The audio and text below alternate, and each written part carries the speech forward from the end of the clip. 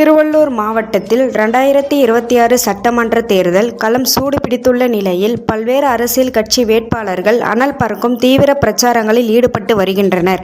அதன் ஒரு பகுதியாக திருவள்ளூர் சட்டமன்ற தொகுதி அதிமுக வேட்பாளர் முன்னாள் அமைச்சர் பி.வி. ரமணா அவர்கள் கூட்டணி கட்சி நிர்வாகிகளுடன் பூண்டிய ஒன்றியத்துக்கு உட்பட்ட பல பகுதிகளில் பரப்புரை ஈடுபட்டார்.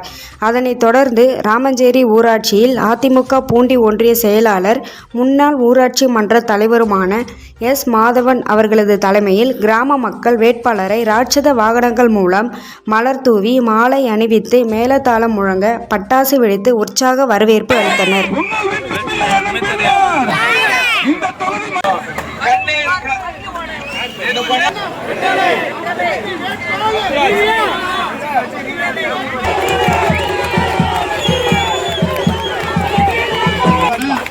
ஒரு நல்லவங்க நம்மளை ஆட்சி செய்ய முடியும்.